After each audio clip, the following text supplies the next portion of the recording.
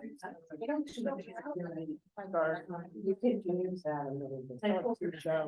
You're live.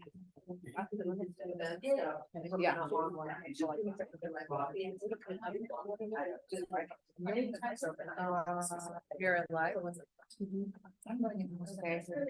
Good evening, everyone. Lizette has started the meeting recording, so we are live. And we do have a quorum now, so we'll go ahead and call this meeting of the Community Advisory Council to order, and it's 6:01 p.m. And let's go ahead and go around the room and everyone just state your name and what district you represent or department, etc. I'm Lorena Barrera. I represent the 3rd district. Nancy Pemberton, fifth district. Robin Juries, District 1.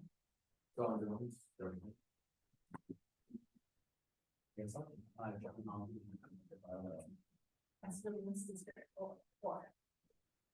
Trevor Warren, District 3. Lisa Camacho, Community Engagement Manager, Iowa. Thank you. And we have our panelists. We'll move on to.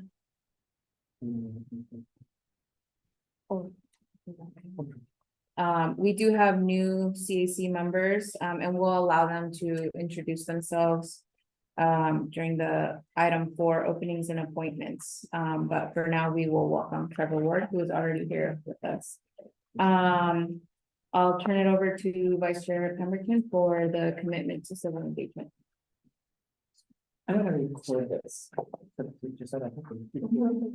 All are encouraged to engage in respectful, non-disruptive communication that supports freedom of speech and values diversity of opinion. We, the members of the CAC, have adopted a list of norms referred to as our Design Team Alliance, which describes the way we want to show up and be in the community while modeling collaborative behavior. We request that CAC members, staff, and the public follow the CAC's agreed upon norms, which are: be tough on the topic, not on people; respect all participants in the meeting; respect each other's perspective, even when you disagree; respect each other's time; stay within the meeting's time and content parameters; practice active listening; listen with an open mind to all information, including dissenting points of view; speak to others if you would like to be spoken to; allow others to speak without comment or intrusive sounds; honor freedom of speech; and call each other in. Thank you. We'll move on to item number 3, the approval of the October 4th meeting minutes. Did everyone get a chance to look at the minutes? Does anyone have any comments? Is there any public comment on the draft minutes? There's none in the room. I don't see any hands raised on Zoom. So I'll bring it back to the council for a motion to approve the minutes. So, Okay, is there a second? I'll say it. Okay, thank you. We have a first and second. All in favor, say aye. Aye. Any nays? Abstentions? Okay, the motion carries. We'll move on to item number 4, openings and appointments, and I will turn it over to Trevor. Can you go ahead and introduce yourself to the group? Hello, this is Trevor Ward. Brand new, just born in this evening. It's very exciting and honored to be with you guys. Joining the work that you're all been doing. Looking forward to working alongside you guys. There's a lot to learn to hit the ground running. So I just want to say that I'm honored and excited to be here. Thank you all for the work that you've already been doing and continuing to do in the community. Of course, I want to do a shout out and a big thank you to Chris for the company to be here. Thank you. And not to put anyone on the spot, but George. What is going on? I can't see your last, but welcome.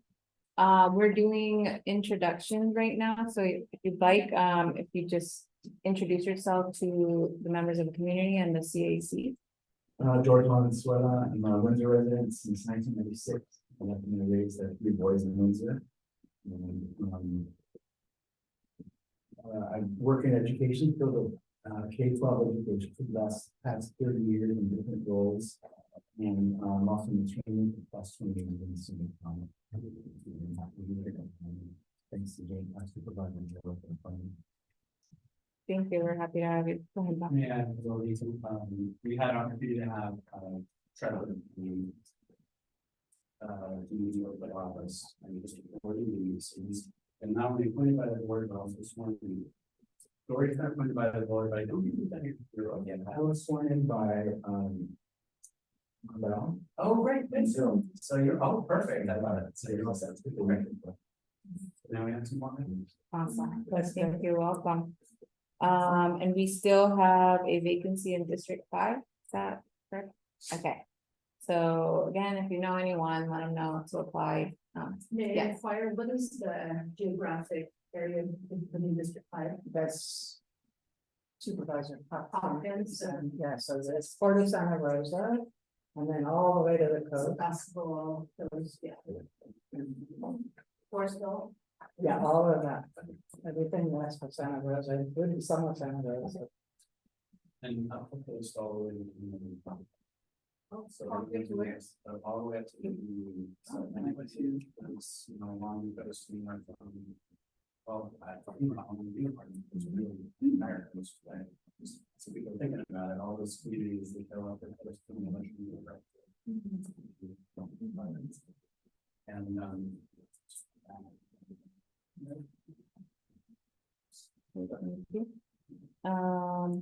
And that was it for openings and appointment. We'll move on to item 5, correspondence items, and we don't have any to report this month. Yeah, no one's writing to us. Item number 6, director's report. hi, well, I wasn't here, last time, but I was at, the association of veterans. US, which is fascinating, and now people do law enforcement related, I work about a lot of do, and it was fascinating to hear about audits of the IA systems in MTA in New York, and the Division Tunnel, and it's in New York, I forgot, and we actually do that. It's like that, so that was it, thanks for maybe received our not being last time. That's an opportunity to go to first town hall here. It's a organization with a lot of useful information about these policies. These definitely research on. And many of the people who are involved, people who've been in law enforcement for a long time, like chief of police in different parts of the country, and they're known for coming and doing studies in different agencies asked for it about policies and procedures, and their material online is really good, so I sort of recommend checking it out and reading other stuff sometimes. We are, when I say we and staff filer, but also many of the CACs are going to the Maple and National Association, which is the oversight of law enforcement meeting, annual conference in Chicago later in November. And I'm really glad that we got a lot of CAC members on, because I think that's really super training and understanding their numbers on how we do this kind of work, investigate a case, but also like an audit case, and also how to serve on board of each. So those of you who are CAC members, we do a lot of other important members from other places and good jobs done. So very interested more than that. For anyone who's looking for the folks at ILRO, in the week before Thanksgiving, none of us will be there, because every single one of us is going to Chicago. So we were able to have fun. It doesn't happen probably. It's a nice thing for the county of Sonoma. So it's actually fun to train, and I appreciate that. So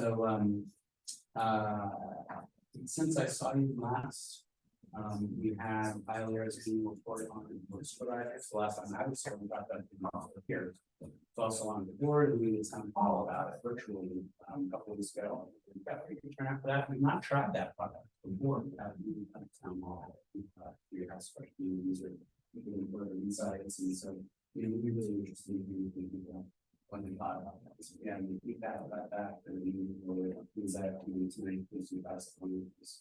We're thinking about whether we do that in future years, what it might look like, how to structure it, and there were a number of people that suggested that, one of them was Christina Rivera, the administrator, and I appreciated her suggestions and push to get that done. So, one of the things that came out of that annual report process was with the sheriff mentioned that, at our annual report presentation with supervisors that, he and the sheriff's office had commissioned a study about their current canine policies. Because you remember that's the topic we discussed in our annual report. And he very kindly shared that with us at ILRO and CDCAC, which that's the issue this week. So now we can start digesting that. So I appreciated you start coming about that, told us about it, and really share it with us. That's this evening. So that's the assignment. A few outreach issues. In the last 2 months, we've been doing a lot of outreach. Rosette's going to talk a little bit about some of the outreach she's been doing. I've gotten to a Rotary up in Cloverdale. Rosette and I went together when some of the folks at the Heritage Festival in San Luis. There was, of course, the Lucian from the state of the community us recently, and then you're not already planning on to the event that Lucian's having on Friday. Yeah, that I think that's a really exceptional one. Both in terms of the people that you meet there, but also that's just super great. Energy, wow, is that quite a part of the gap. So we'll get that too. Some folks at Sacramento State asked us to come by and talk to students there who are working on criminal justice degrees, and they have this really class that we haven't seen in the past. So that was coming. Actually, to talk there, and also at the Regional Training Center, which is sort of community-wide, at least have. And then, of course, we've been spending some time working with supervisors to find some new members. We know that and we have joined great additions to our collection. And is that, I know you have been to a bunch of other events that I have not been to, and some of the CDC members have been moving to say how it was going. We just attended coffee with the mayor in Cloverdale. Me and Nancy were there. That was nice. We got to meet the mayor and we talked about all the good ideas he has for the city of Cloverdale. We also had a piece, an advertisement piece in the Gazette of ILRO with the QR code that takes you to the website. And with them, we did an event. We hosted a community heroes at the Boys and Girls Club on October 21st, and I was there with my booth. That was good. A lot of parents with the kids came by. And we also attended the Annie Lopez Memorial as well. And going to, I think that's all I have for October, and then the event on this Friday that we're all super excited to attend. So that's so questions. I have a question. Are the citizen, councils like this one, are they similar around the country, or are they very different? I mean, I'm sure I'll get some information about them at the conference, but. Yeah, there's a really wide variety. I mean, one kind of superficial difference is that not on the same level. So there's a few groups called police commissions, that's one common name, but almost everyone is some unique name like ours.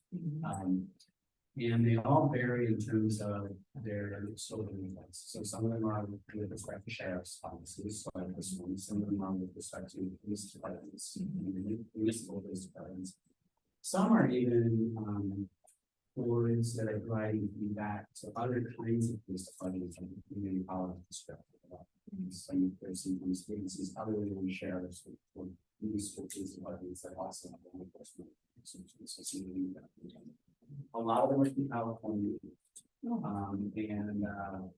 So some of the Californians might be seeing the counties, the AOC, Los Angeles County, Los Angeles, and there is a similar board in the city of Sacramento, Berkeley, San Francisco, city of Richmond, a lot of others. And then when you look at their powers, they vary tremendously too. So on the one hand, you've got some police commissions in particular that have a lot of influence over their local police departments. So San Francisco, Los Angeles, have some pretty little power. Some of them have The ability to select a list of candidates for the chief of police, that the city then has to pick from. Some of them have the ability to fire the chief of police, some of them hire or fire the person who is oversight agency. Some of them have the ability to set policy for certain police departments, like in San Francisco, the police department cannot have a policy that is approved by the commission. It has to be done. So, those powers vary pretty dramatically. And then you'll see on the other end of the scale, commissions that maybe have some advisory power, but maybe aren't meeting very often, don't have access to much information, don't have any funding, right? So there's everything in between. And then you have different sizes, and then you are appointed in different ways. When the Lancet, for example, that's this model in which each seat on the board comes from a different community organization. And those community organizations are listed in the ordinance. So there's like, the bar association sends one member, the Black Bar Association sends one member, there's a member of the city. And there's even a variety of other groups that are entitled to this. So there's lots of information for selecting. So yeah, there's the all kinds of. Are there any that are that have oversight over the county and the municipal department? I mean, in our county, there's so many municipal departments that you. I have only seen that where a county and municipality are merged. So San Francisco, and Denver, and New York are examples of that, where the city and county are the same institution. And the intention to put them together across the entire organization. So it's not just about that commission, it's about the scope of the powers of the city. There are some oversight agencies at the county level that will receive a share of information. I don't know that I've seen anything too many. Thank you. Any other questions from CAC members?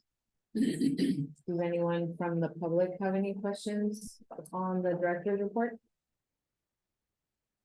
Not a question, I just want to thank you for the town hall. Because I thought it was great. I think it would be great to do it in person, I'm biased because it's in person.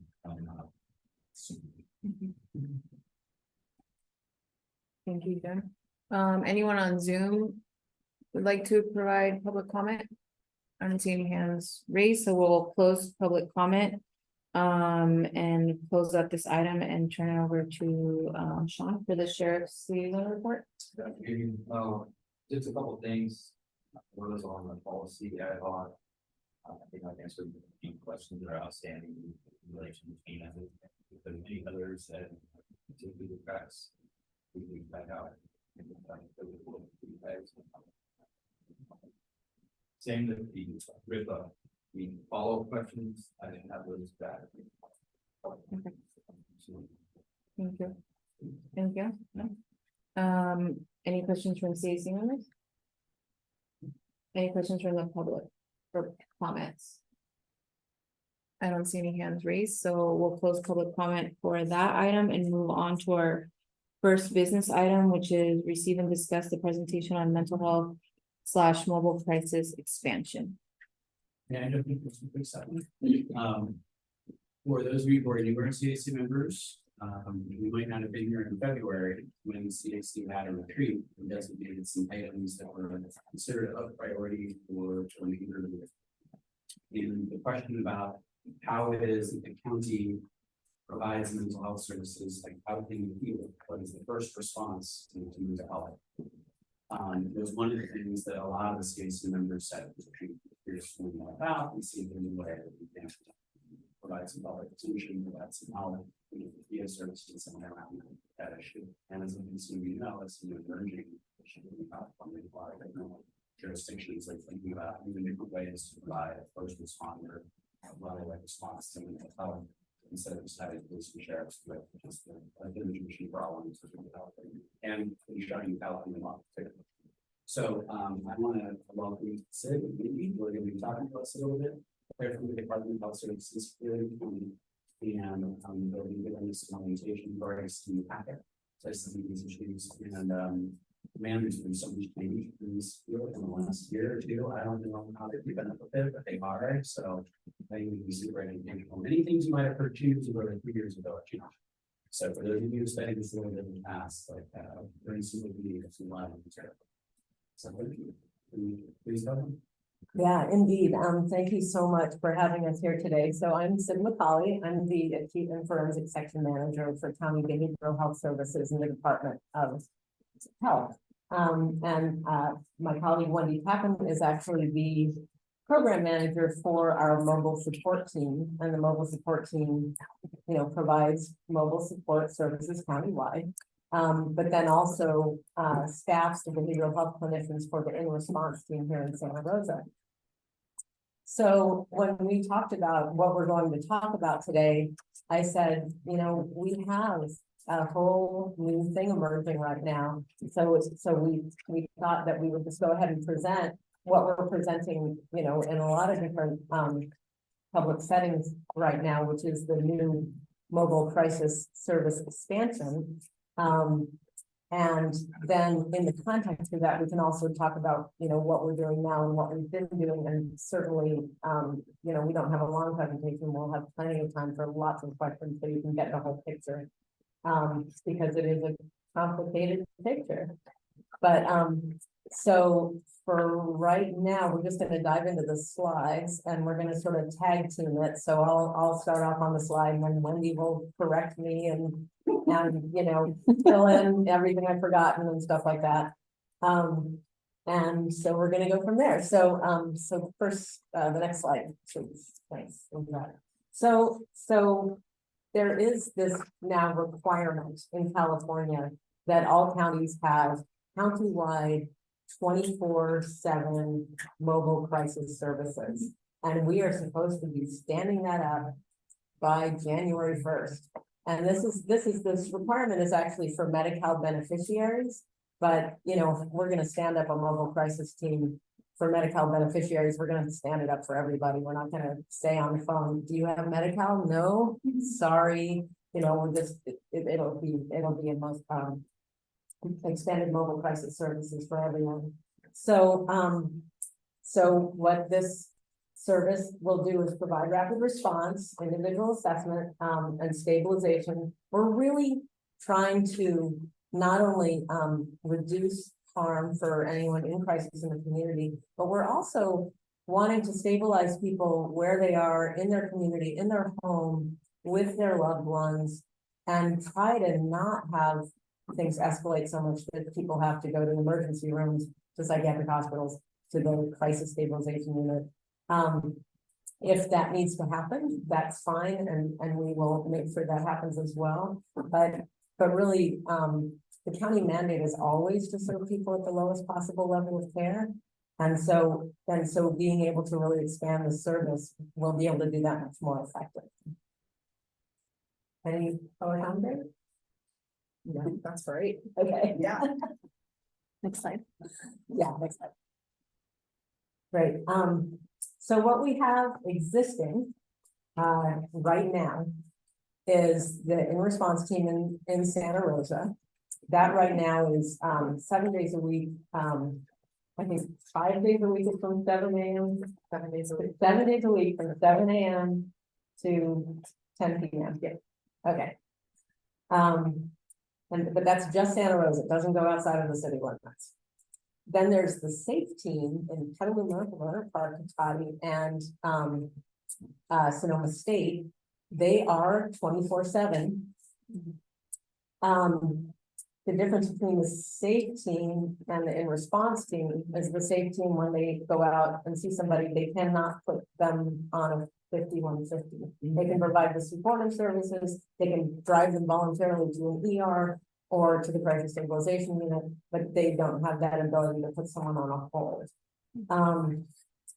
The in-response team can put someone on a hold and do the transport and everything else. Both of those, the difference between those and the traditional mobile support team that we've had here for over a decade is that they are non-law enforcement responses. So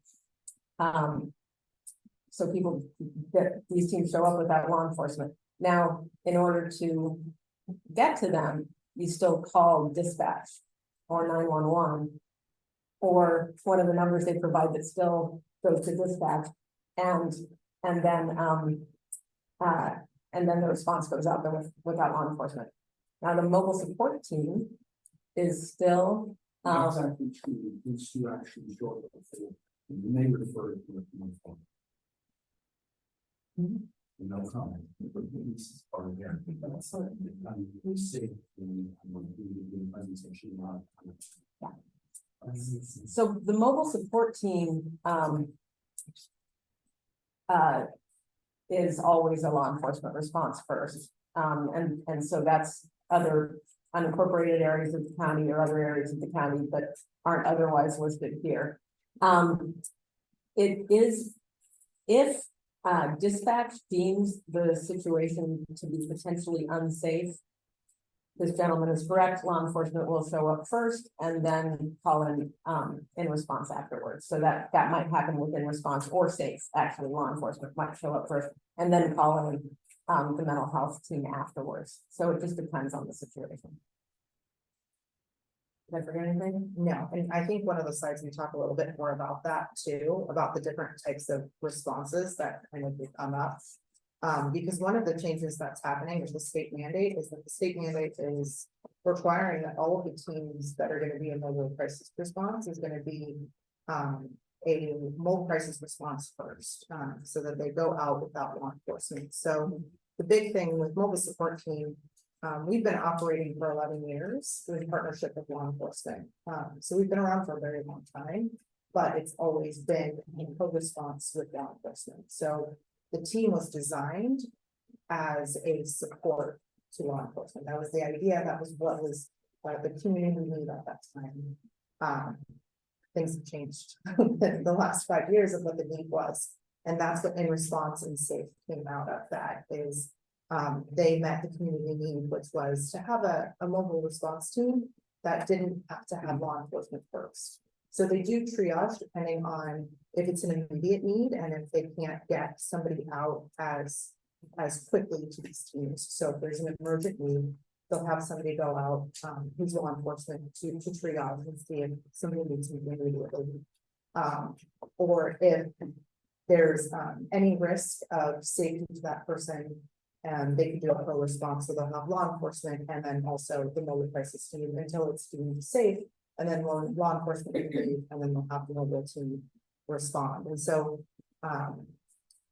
that's the big thing that's gonna be changing with the mobile support team, which has been the county run team. We're gonna be changing our model. And so we'll go into what that looks like and what we expect that to be. So our countywide services are gonna be changing with the state mandate, and I'm very excited for it. I think it's gonna be really great. And we've been able to participate with the in-response team. Our clinicians have been doing the same work on both teams, and it's been really, really beneficial and really fantastic. So I think it'll be really nice. I just wanted to try to say something. Yeah, any questions around what What's the difference in the credentialing of your in response team as opposed to the state teams that prevents one to do a 5150 hold and the other not? Are you okay if I table that question until we get to another slide later on? Because we do go into the different staffing models, and that will be a great time for that one. Yeah, thank you. Thanks. So what we've been doing is, SAFE has been doing great work, in response has been doing great work. And now the state is saying, you all have to expand countywide. So instead of just sort of upending everything everyone's been doing, what we've been doing is really partnering with them to create this regional collaboration. And so to keep all the good things that have been happening and expand it and make it 24 hours and make sure that we're all really coordinating with each other, and that we're meeting all of the new requirements. So we've been in loads of meetings trying to figure that out, establishing different kinds of MOUs and gaining mutual understandings and having everyone at the table so that we're all on the same page about how we're moving forward. I don't know what MOUs are in MSTs. Okay, So, yeah, MSD is the mobile support team. DHCS is the Department of Healthcare Services, and so with California. They're the ones who are telling us we have to do this. And then MOUs are memoranda of understanding. So, you know, formal agreements between two entities that it's kind of like a contract, but there's no money. Just really saying that you're gonna do this and we're gonna do this, and we all agree that this is what that's gonna look like. Great, thanks. I have a quick question on the mobile support team. So hypothetically, the mobile support team, if we get the safe situation, we go and meet the person that's in need of help. And if things turn south and it becomes unsafe, is there the ability to call the law enforcement or? Absolutely, yeah. And, Yeah, and we're still working with our partnerships with the different law enforcement jurisdictions and the sheriff's department and what that's gonna look like and how to continue our partnerships, because we've been working with the different departments in the sheriff's department for a long time, and the nature of how we work is gonna change because we'll be out there by ourselves now. But then also too, we still want to be of service to the departments and the officers and the deputies that are going out there, so that if they go out to a call that they realize may not need a law enforcement response, but could use mental health, that we still want to be able to go out and respond to those calls too. The same way that we've been operating now. So we still want to do what we're doing, but then also too, if we go out and things change, we still want to be able to utilize them and have them help and support us so that not just that our staff are safe, but also to the individuals that we're meeting with are safe, because that's what's most important is we're trying to, yeah, that's the whole point of mental health crisis teams is creating safety and stability in the field whenever we can. So we're having lots of meetings on how to kind of partnership and how to kind of go forward with that.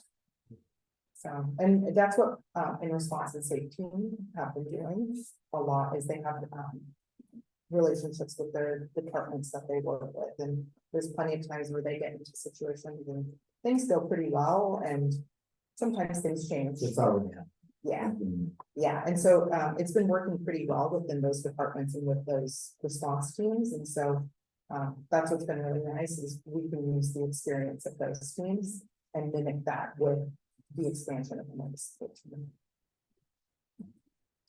We're asking questions about that interaction. Just when you were talking about safe not being able to do the 5150s, so they call law enforcement, or who do they call, how do they get the 5150? They can work with law enforcement, and then we also can work with the mobile support team also. Okay, got it. Thank you. Next one.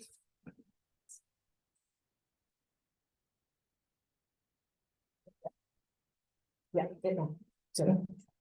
So one of the ways the state is asking us to change our model is to have a crisis number for the entire county that isn't dispatched, that isn't 911, that is answered by clinicians and mental health workers who know, who are trained in answering that kind of call. So that's one of the things that's really going to be very different. Now, we're working with our partners so that if people do call another number, or if they call us and we're like, oh, this is a 911 call, there will be a way to all get connected to each other so we don't drop any calls, because the last thing in the world we want is someone calling in crisis and us to say, no, that's the wrong number, and then not having them get to the right place. So we're going to be, yeah. I don't want to interrupt you, but whatever you're ready for the question. Okay, we're gonna be using the number that the crisis stabilization unit has had a crisis line that we've been operating for. You know, I have no idea. I've been at the county for over 21 years and the same number's been the same number all that time. So so many members of the community are already used to using that number. So we're just gonna keep that number. And there will always be 24 hours of live response for people calling that number. And then as I said, then coordinate, so depending on the level of need and the call, we'll be coordinating with MST, within response, with SAFE, and with 911 dispatch, or whoever really needs to be contacted. So my question was, do you guys permit anonymous reporting? If there's a crisis, does a person have to disclose of their name or identity So they're reporting a crisis about somebody about else. somebody else? You know, I don't think anyone's ever asked that question. I wouldn't think so. Good question. I think it would depend on the situation, I think, but we need to have some conversations about that. That's a good question that you raised, so. Yeah. I'm gonna put that on my little list of follow-up questions. First impression. All right, next slide.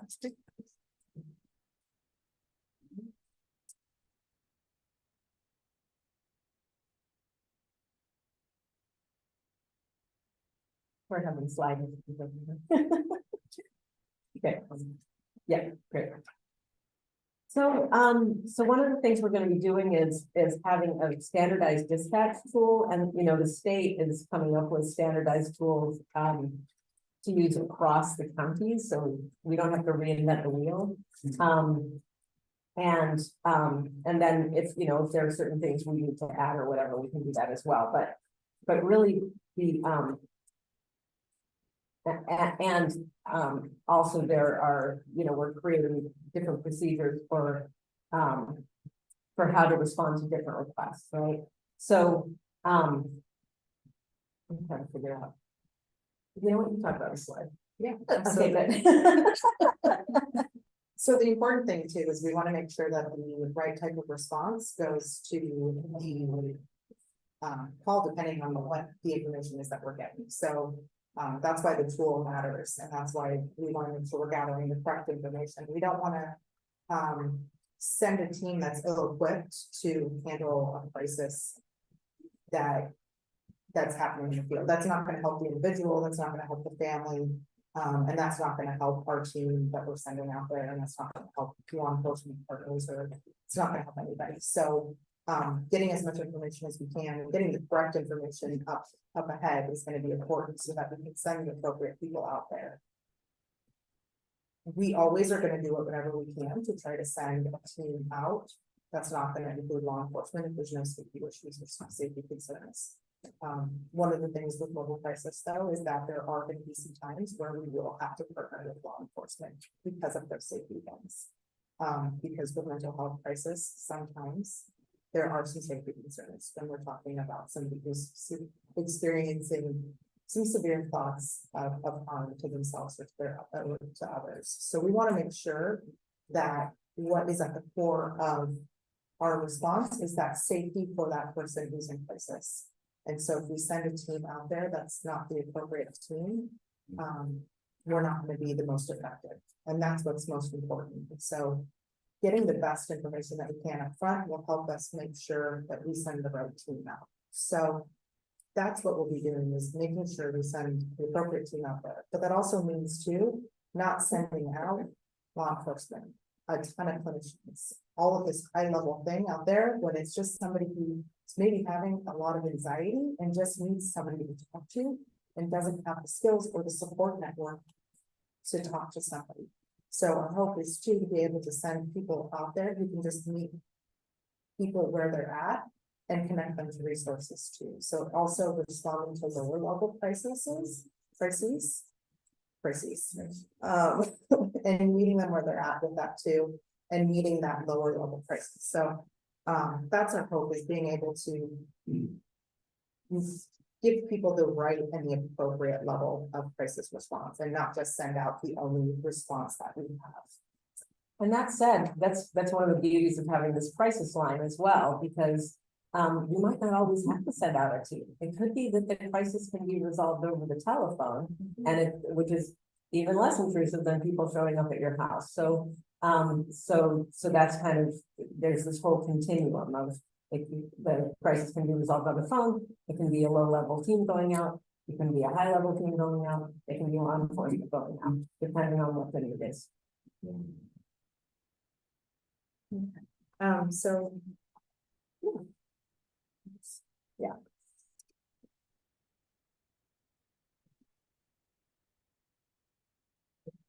So team requirements, and this will touch on the question that you brought up about, the difference between like the in-response team and the state team.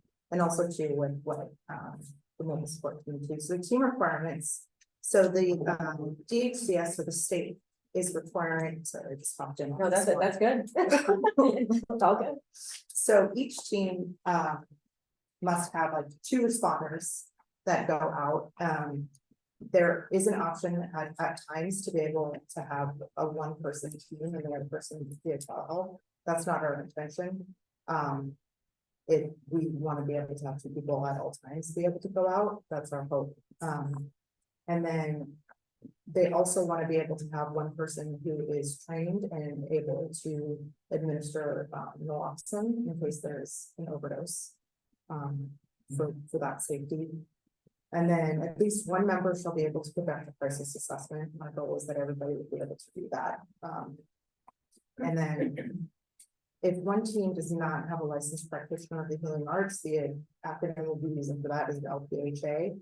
1 person must be available to do a telehealth. So I'm going to use that acronym a few different times when we talk about team composition. So that LPHA is in this category.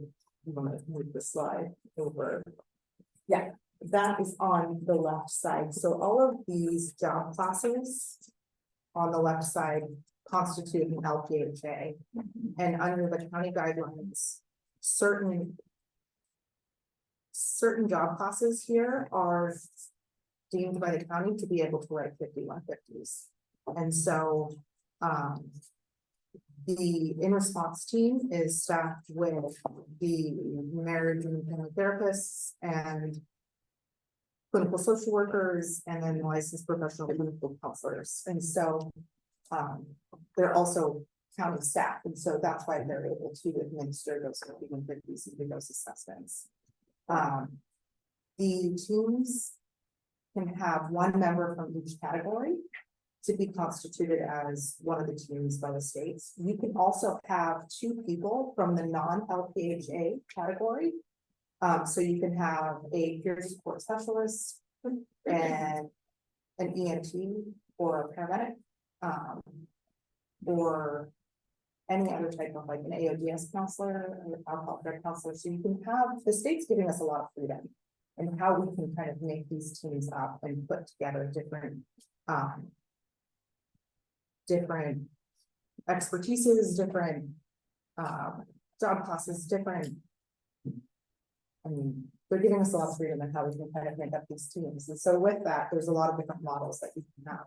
And it just so happens that the SAFE team that was already up and running, which was based off the Cahoots model, is within that non-LPHA, where they've got the 2 non-LPHAs working. So they've got a crisis worker and an EMT that work in that team. And so they're really great at those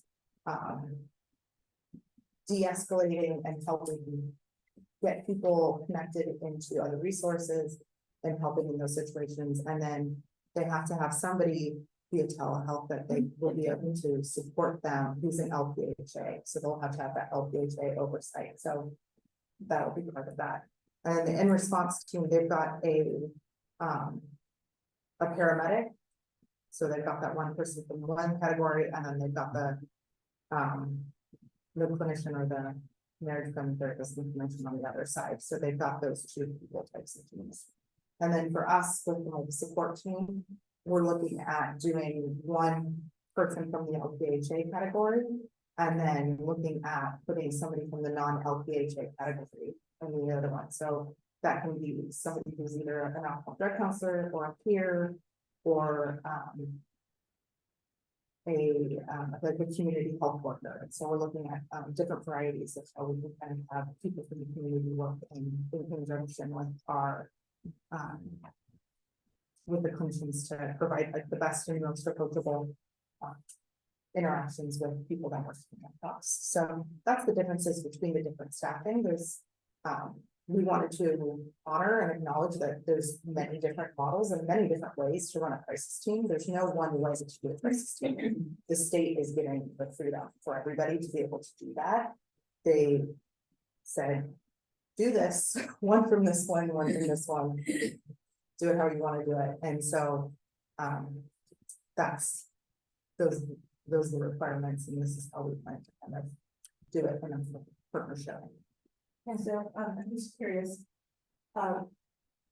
You mentioned that you don't involve law enforcement unless, your safety is, maybe at risk For the persons, for the person. What if they're making threats against others?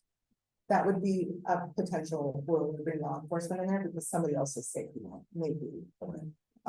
In there, and it of course depends on what the situation is, and Certainly, if there's a weapon involved, that would be a time when there would be law enforcement response.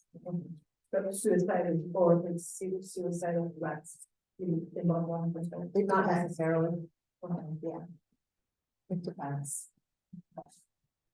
Yeah, there are different levels of suicidality and different kinds of suicidal threats, and so that's what the people answering the phone would really be kind of homing in on what that would be and what would be the most appropriate response. I mean, some people might be feeling very, very acutely suicidal, but are willing to accept help. Yeah. Someone else might be acutely suicidal and not wanting help and wanting to up the ante for themselves to help. Yeah, and actively have one officer or have taken steps already to do that. And we might not be able to be the appropriate response at that point. So there's varying degrees, and so we want to make sure that we get the appropriate response in this situation. Before we take public comment, we normally go through the members of the council. Do anyone have any questions? I did want to touch or ask, I guess, is there a different procedure? Or is it the same when handling a situation that involves a minor, like let's say a minor is going through suicidal kind of thoughts, and most like teenagers don't want to talk to their parents. Do you handle things differently? And is there a follow-up process for any of the cases that might be handled that don't lead to a 5150 hold? And what would that process be? Yeah, so I'll answer, I can answer both of those. I'll answer the follow-up one because it's a little more straightforward. We'll be doing follow-up with anybody who's willing to do follow-up with us. And depending on staffing and our availability in the call, we'll do what we can to do this in person. Which within the routine, because that's our hope. But also by phone too, that sometimes that would be a little less intrusive than what that person would prefer. So we'll be conducting follow-up and whether they were put on a 5150 or not. So that's the hope of both of those. And then when it comes to there's minor consent laws, and so that becomes a little bit trickier, but it also depends on what the level of suicidality is, because that's an exception to confidentiality. So if somebody is feeling suicidal and they're under the age of 18, we really do need to bring the parents into that, because that's part of a good safety plan and keeping them safe. So we do everything we can to work with the parents in those situations, and if we get somebody that's really not wanting to kind of work in those situations, that kind of makes things a little bit more complicated. So we have to kind of pull all of our resources and at that time to do the best that we can to help support that young person at that time. All of our staff are really well versed in working with youth and are really well equipped to kind of navigate those minor consent laws, but also to navigating knowing how to bring families in and work with the families and making sure that those youth are getting help and we're bringing the families and support this too. The beauty of showing up with a team of two is that one can talk with the person in crisis while the other person's talking with a family member, and sometimes that is the best way to manage that situation. Okay, thank you. Any questions from CC members?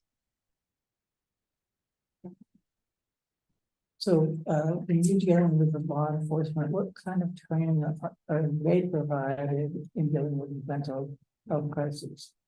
Yeah, they're, twice a year, the county and sheriff's department partner together and do CIT training.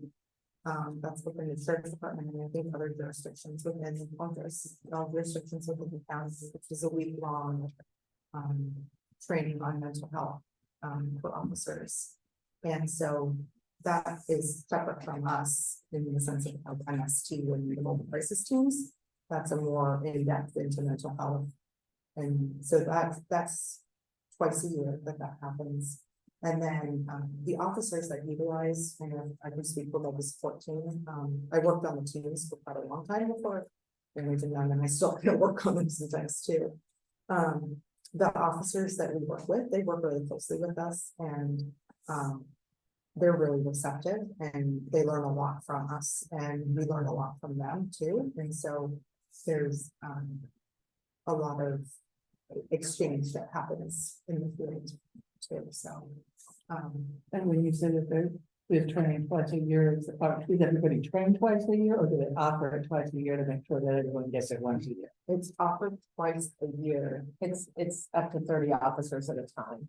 So we're clearly not training all of the. So they're not even getting it once a year. No, but the different law enforcement jurisdictions are making sure everyone goes through. What I'm asking is, they make sure everyone goes through, but how frequently do they go through? Yeah, I think it's just a one-time training for folks. Looking over. Yeah. And they do practice de-escalation techniques in role plays and stuff like that in the training. It's not just all didactic, they're actually doing sort of non-hands-on learning because they're not allowed to have hands-on because they have to do it all with their, what they're talking. And I think you said that you're finding that the law enforcement agencies are quite receptive to you providing the support that they need, so they're calling, they go out first, then they'll call you. And does it tend to be like they get there and figure out what the situation is and then call you, or do they often call you when they get, something happens in there? And they want you to partner with them like right away? I'd say both. I would say both, especially in the areas that are a little bit further out, that it takes us a while to kind of drive through. For the sheriff's department, I'll say, so the farther out areas, we will say, call us if it sounds like a potential mental health call. Call us if you start driving out there, and if you don't need us, or if it doesn't seem like it's a call that actually is appropriate for us, you can call us off, but it's both. So sometimes they'll call us and they'll say, this is somebody we know, this is a good fit for you guys. So we're calling you before we even get out there. And then there's other times when they get into a situation and the information, because a lot of times the information that comes in isn't necessarily what it looks like when you get into like the details of the scene. And so then at that time, then they'll follow us and say, well, you guys come out here and sounds like maybe we might be able to help support this one, like help support this person in a way that.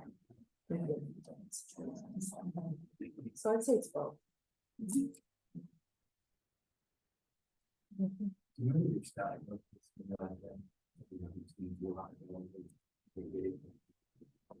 With our new change and being able to staff it a little bit different, because right now our staffing is pretty much mostly just like clinicians, the LPHAs.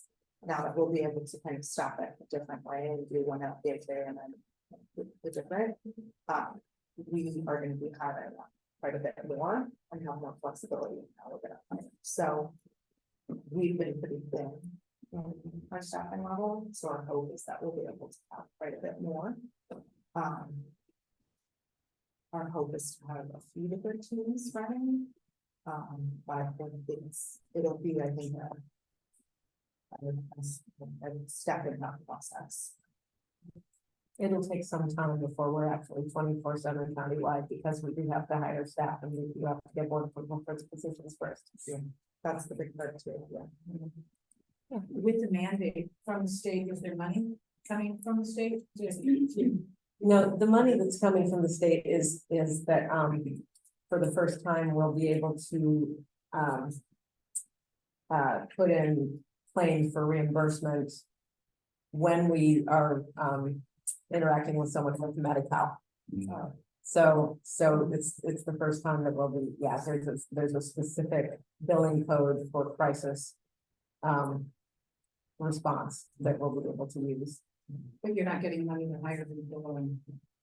No, fortunately, we do have money, both the board, the general fund has supplied money to hire people. And also, Measure O, right? Yeah. Measure O, yeah. Yeah. Question, see if I understood, when you were saying that the mental health training for officers is offered twice a year. And you're saying capacity where you can train 30 officers. So the county has to train 60 to 30.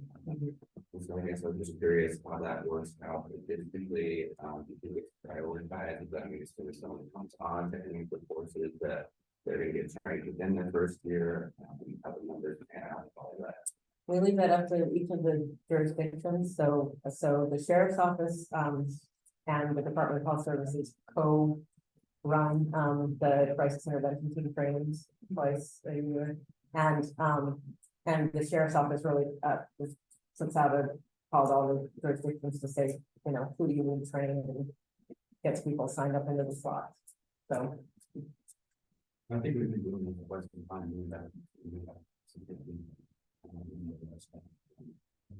Yeah, we've been doing it since 2008, I think was our first. But it's a mandated part of their survey on the. That's I my mean, understanding. they have to do the. It's not required by law, it's required by. Any other questions?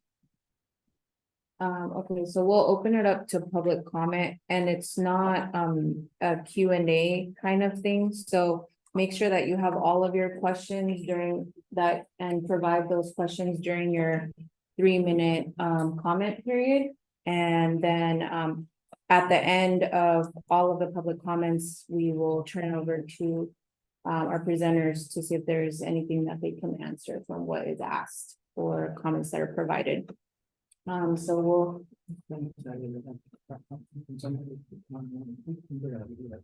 Oh, Okay, between the captions. okay.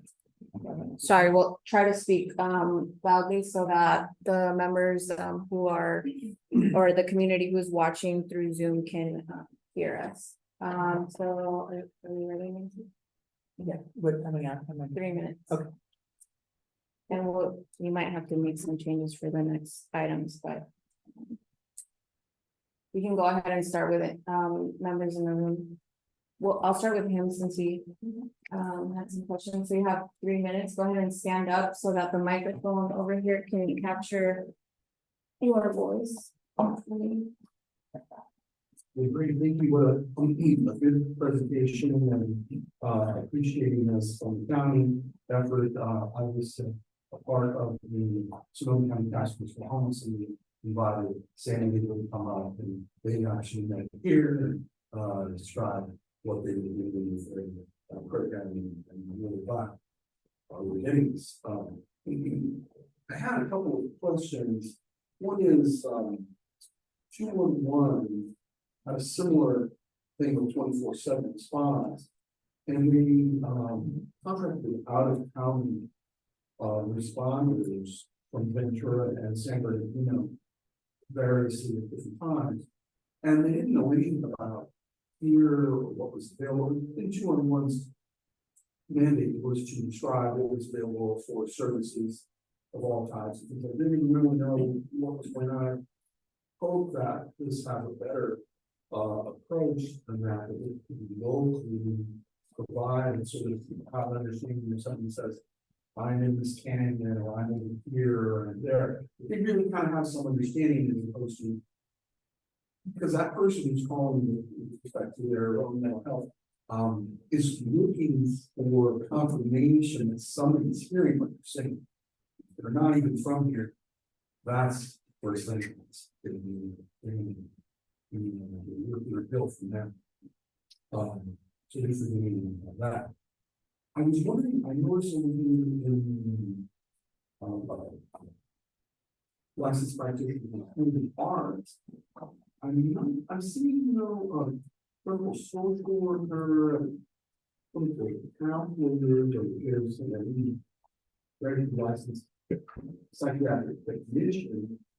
But no nurses, I'm not seeing nurses actually, well, my sister-in-law is a nurse, she actually does, in these, sensing work and stuff, and, so I'm, it's a license position, so on, responsibility nurses, and, where I was, I guess, so a little bit back to the comment is that, I was asked to interview, with someone who was, had already, attempted suicide, and I, it was the first time that happened for me, so I wasn't really sure what I should do exactly, and who did he meet, and, and yeah, he did meet me, and, I was able to help and begin to get the person calm down and talk to him and so on, and, sorry. Yeah. And, but the first thing that happened is the police responded, and it was a fine person, and he was concerned, but he felt he had to intervene when the person was yelling at him, saying, I don't want to have, why did he call the police? And so it took him a few minutes to understand that. So Thank you for your comment. Anyone else in the room? Okay, we'll go with Barbara, right? Yes. Okay. So I would agree with, the other comment about other professionals. So there's physicians, assistants, and registered nurses that also have mental health backgrounds. So that's one thing I would consider. The other thing is the bicultural, bilingual response, which is something that is very lacking in our county. I'm, been a supporter of the Healthcare Foundation, we've got a mental health talent pipeline specifically trying to recruit, and we've done a great job of doing that, but it's strong. But so I would just say that a community health worker, a piece of the two team piece, that could be a way to bridge that gap, because it is so critically important in the health response to have that aspect of it. The other thing I would say is that I live in a city that's not in that list, so I'm not sure where the response is going to be. Is the sheriff's office going to be going to this city? Because I'm not on the list to do that response. That be another question. And in all of this, I was a little unclear as to how the dispatch was going to work. Because it seemed like for some of the, like Santa Rosa, the dispatch sounds very much like a healthcare dispatch, but I wasn't sure that that was true at the county level. It was very unclear, so that would be a question. Thank you. Next up, we'll go with Susan. First, I just want to know why there isn't a 3-digit numbers. Why there's an 11-digit number. It sounds like that's not the best way to go. Second, what is this? What do the teams physically look like? Are they hired? They work a certain 9 to 5 with whatever they're happen to be, and they're sitting in an office, and there's multiple people coming around the county. Just curious what this physically looks like. And I really sympathize with you, because it strikes me it's going to be very difficult to assemble this team. When I look at what's happening with homeless, who are supposed to be getting services, and almost none of them are, because there's nobody to do it. And I think it sounds almost like an impossible task, and once you add in the fact you need multiple languages, I'm just wondering how you really think this is going to happen. That's all I feel sorry for. Thank you for your comment. Did you have a comment back there? Okay, go ahead. Yeah, go ahead. Okay, I'm from Nami, Sonoma County, and we operated a warm line now for a number of years. And I just cannot tell you how excited we are about what is happening. On our warm line over the years, we've had multiple calls from families who are so upset about the way the prices was handled. And often that's because they live in an area of the county that isn't served by one of these teams. So this is gonna be, when we find the staff to operate it appropriately, and I know it's gonna take time, it's gonna be a huge improvement.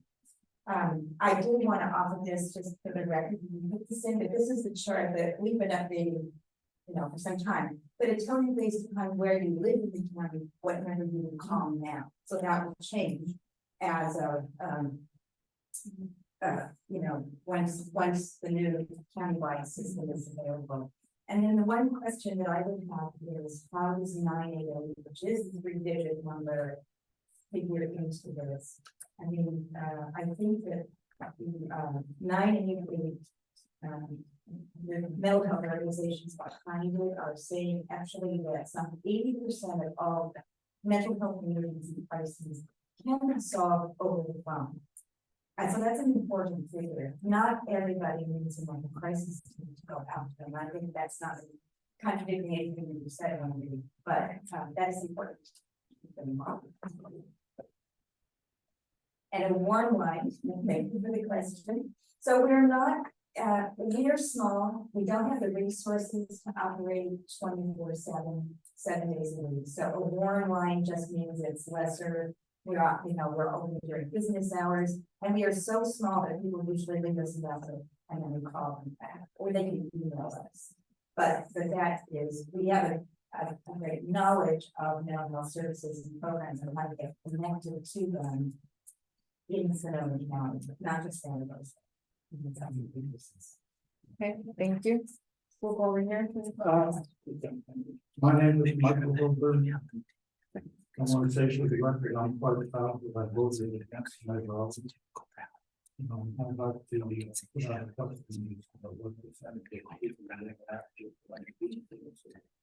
some sort of judge. I would say that my observation is counterproductive that people would like to slow and address business without self-meditating usually methamphetamine absolutely nonsense. And I really don't condone, you know, people with drug use being looked upon with certain job security, squeeze release taxes and waste money. We've seen countless examples like David Ward, trying to methamphetamine user, all kind of close interactions with people loaded on drugs. I see people trying to properly speaking on the shop because they're loaded on drugs and long fit and yelling, the police are out there to please and get fire and everything. And I just kind of set up this thing to really when going to the use in this town. I don't think what the people should be paying for. Okay, thank you for your comment. Any other comments from it? Yes, we'll go back there. My name is Elizabeth Simon. I really appreciate your, you know, work on this. It's something that's, I know, just been so needed, and the thought of having a 24/7 crisis response and so much of that will be a game changer. But I had a couple of comments, and some of them weren't even reached or touched on, so I won't repeat those. But one thing is, I do applaud that our sheriff's department and our other local law enforcement agencies take part in the CIT unit training, but that type of thing needs to be ongoing and not just something that reaches people once in a while. It's like a choir learning a song, but if you don't practice those skills on a regular basis, it's hard to really implement them, you know, in the field. So you know, we could somehow, I know that, you know, resources are limited and whatnot, but I would, you know, push for that. I have a question about how at the scene, there's like a hierarchy. I know in emergency response, certain people will come out. My husband was a firefighter, but he would go out. But then as soon as the paramedics got there, they were now in charge of the scene, and they take a back seat, and the firemen would take, you know, firefighters would take a back seat. So I'm wondering, If you're out, if the crisis team is out there and now you feel it's important to call law enforcement, are they now in charge of the scene? Or is it a back and forth? Are you, the member, maybe you've already established a rapport with the person? And so I'm just wondering how that would work and how you work out the hierarchy at the scene. And then like, what is your vision for a response time, an ideal response time? I know it's so hard right here in the core, it might be easy enough, but if she's out in the river or wherever, what is an ideal? I mean, look at how we do with ambulances. They kind of move around, they don't sit at one place in the middle of Santa Rosa waiting. There's some over here and some, positions all throughout the county. So I'm just wondering what your vision is. Thank you so much. Thank you. Go ahead, Jim. Hi, first, I just want to thank you for your presentation and the work that you guys do. You're heroes to me for doing this work. So I sincerely thank you for that. I do want to know on the team requirements page, you say you want at least one member who's able to conduct a crisis assessment. Is that like a legal term or, I think I can assess a crisis, but I have no training. So, I'd like a little more definition around that. You said that it will be a while before it's 24/7. You can be a little more specific in what a while is. 6 months, a year, 2027. What are we talking about here? And then I would encourage you, I went to the presentation that In Response did from the community. And we were able to sit and talk with the service providers. And they talked about the wraparound services and how the wraparound services were identifying holes in Sonoma County safety net that are, they want to refer somebody to a place, but they really don't have an appropriate place to refer somebody. And so I'm hoping you can build into your system something for that so that we can be educating the public and the supervisors about these are our holes in our safety nets, because otherwise these people are going to just cycle until we can get them into the service that's appropriate to meet their needs. Thanks for taking my time. Thank you. And did we have any hands raised on Zoom?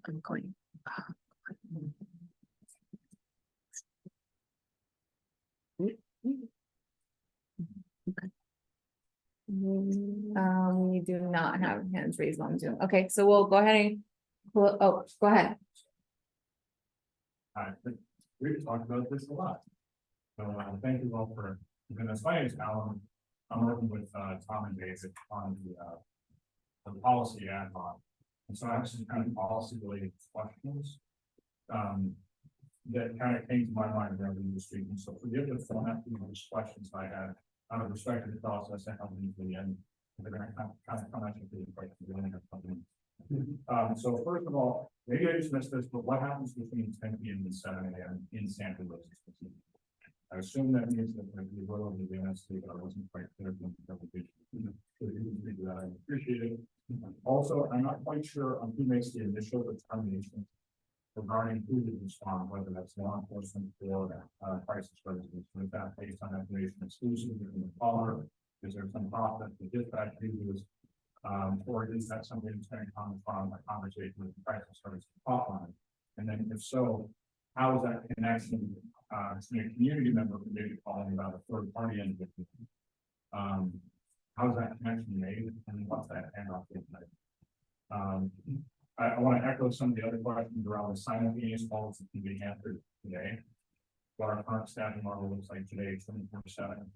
And then what our goal is, and then what the specific time frame would be for us to transition. Obviously, assuming that you get your permits working for from the county.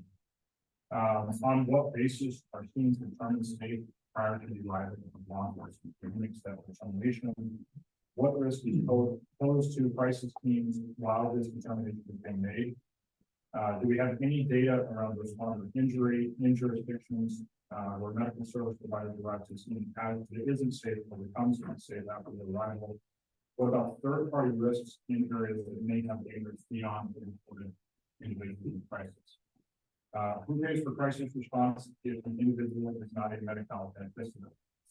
What is the method of communicating the crisis hotline number to community members who may be unfamiliar with the current, crisis hotline number? And so if they'd like to call and third party report for another person who's in crisis, if they call 911 and that be connected somehow to the crisis hotline. Will 911 dispatchers get trained using the standardized dispatch tool? How long do those additional questions take? And if the caller can't or doesn't know all the answers, and what direction is the error? If we know that an error is problem, if the error inside of sending law enforcement response or not sending law enforcement, if the information is unknown or incomplete. And then finally, with respect to the parental notification, does the requirement to notify a parent in the event of a crisis intervention involve their minor child to that extent to a non-custodial parent? And that's my my, time. that was a lot of questions. Thank you. Okay, thank you. So, yes. A comment, an observation. We've got everybody in this room speaking from a position of good faith and inquiry, which is, absolutely admirable and good and why we should all be here. The presenters, however, are being asked now to, in essence, respond in some way to, 25 to 30 questions that have been stated over the period of the last 10 to 15 minutes. I find that overwhelming and impossible. And so we've got this, we're trying to adhere to a Brown Act structure where we're not doing a Q&A, but yet, by the time everyone is done, there's a, honest to God, 25 questions that were posed. And these poor people who have done a tremendous job responding, they can't possibly have kept track of the 20 to 30 questions that were, that's awesome. The 20 to 25 questions, and I don't know, we've just got to think of a better way to structure what we're doing here, because I certainly have no expectation that these two experts in their field can go back and deal with 20 to 30 questions that have been posed. So that's my comment. Correct, there is no obligation to answer, but in most of our presentations, we do turn it back to the presenters to try to address some of the questions, not all of them, and especially if you don't have all of the answers, which I don't think at this time you do.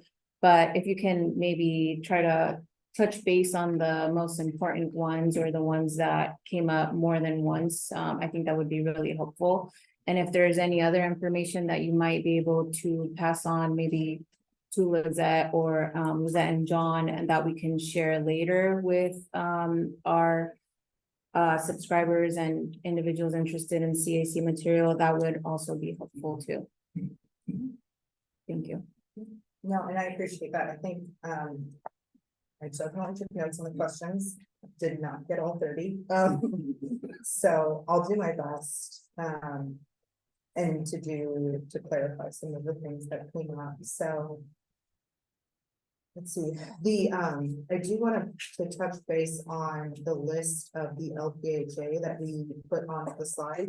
For the purposes of the slide, that's a condensed version. The actual list, if you look at the state list, is quite long. So there are more on there, and RNs are one of the classifications that are on that, amongst other ones that are on there. So it is, it's a much longer list of what the LPHAs are. It's just, it would be unreadable if we put everything on the slide. So, but in terms of what we would probably be staffing with, we put what we would most likely be staffing with our teams on there. So that's what we put onto that slide just for our presentation purposes, but it would be lovely to have RNs on there. I think they're an absolute asset in the field, and that would be wonderful. But I also know there's nursing shortages too. So that would be another challenge. So staffing is always a challenge.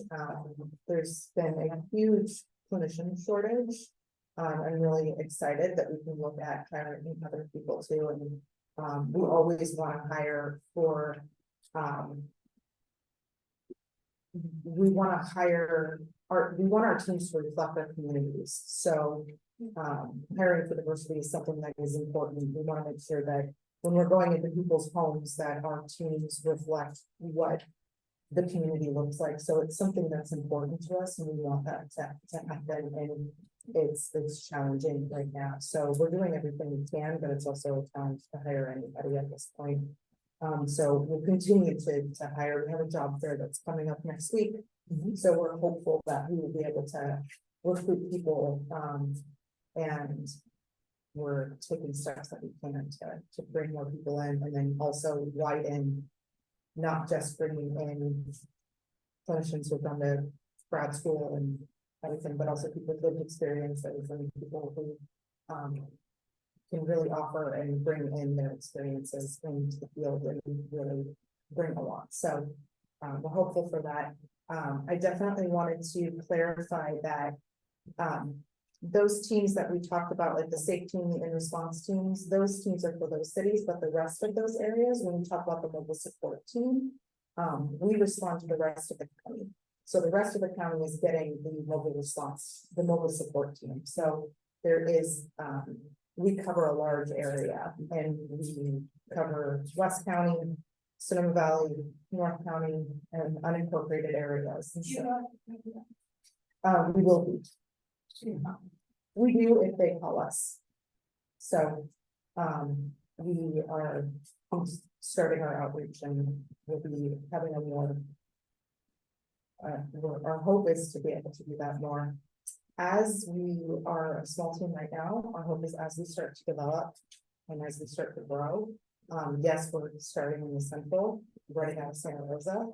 My vision, if I could have everything I wanted the way I wanted it, we would have geographic teams, kind of the way that other things would. So we'd have the north, south, east, west.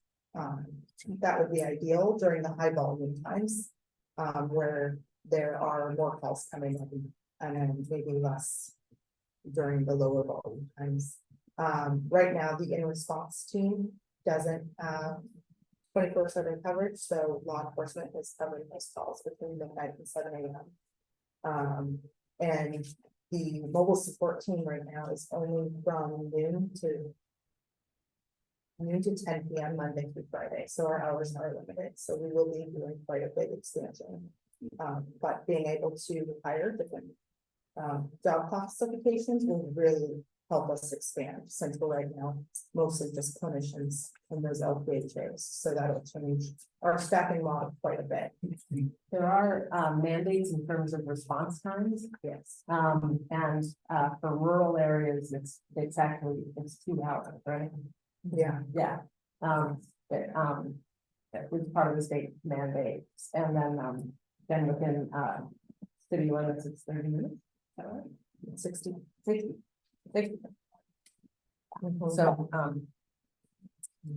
So that's what we have to shoot for. And whoever asked, when are we going to be fully up and running 24/7? I think within 6 months we'll be ready to go.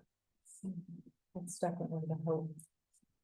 So we are working with lots of different agencies and lots of different hotlines. We're working with we have board groups with the different dispatches currently. We'll be having conversations with 988 and how to work closely with them, because you're absolutely right. We can partner with 988. We also want to partner with FERS, which is the hotline, and then also the response for foster youth, who also do mobile response. So we're in conversations with them.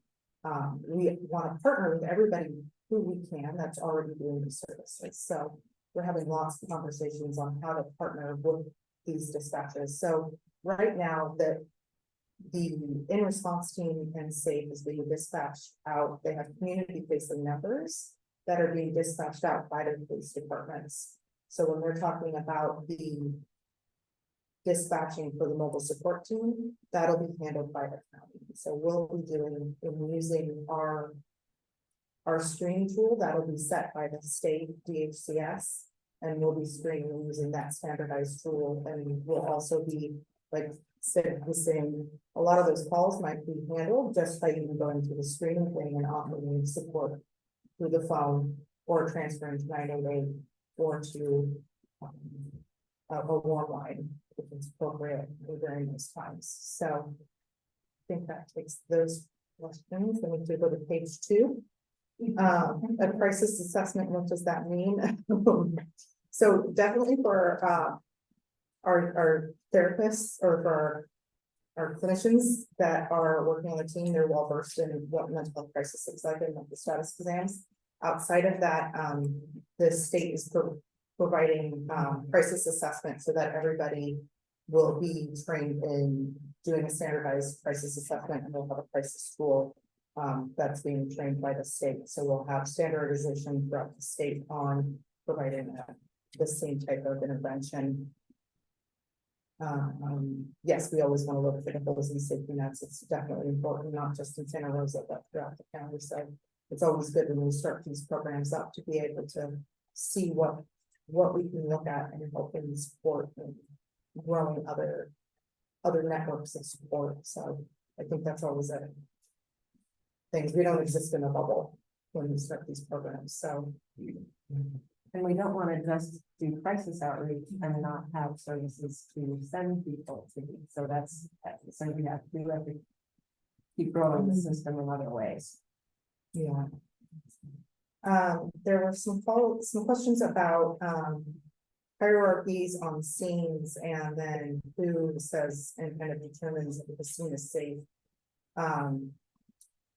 In our experience, most of the times those conversations have been, I mean, we've had a lot of really good luck with our partnerships with law enforcement, and most of those times it's been really cooperative in a lot of conversations, and it's been a good dialogue back and forth.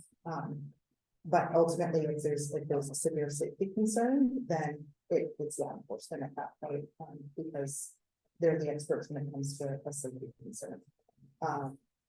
But if it's a mental health concern, I mean, there's been times where officers are like, "You're in charge, I'm here to help you."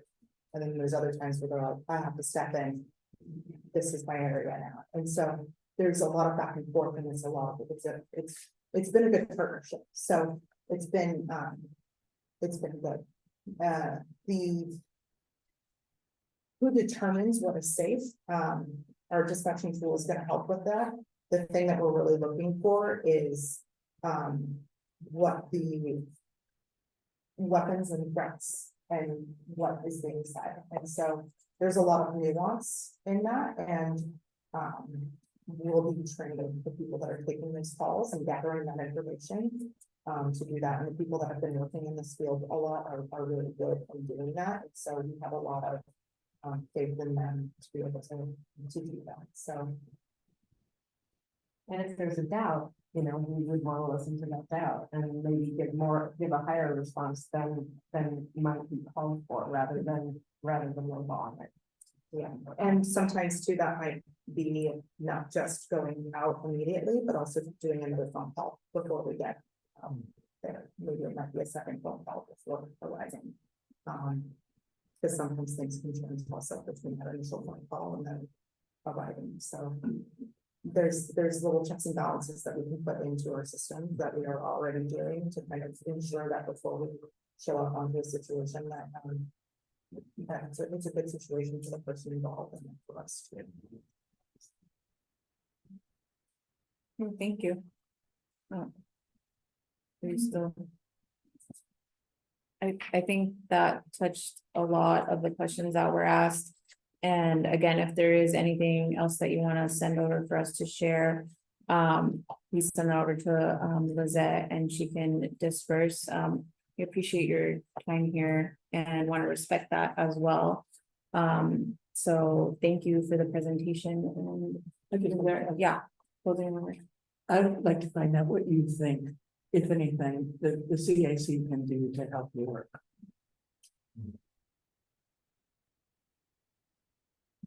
We've invited you have here any because suggestions? we think this is a priority in terms of improving the community relationship between law enforcement and the community. And because we think it would be a good thing, so, but we didn't, we don't want you to just come here and, well, now we're all better educated. So if there's something that we can do to make your program work better or to advocate for you, we would like to know what that is and how we can help.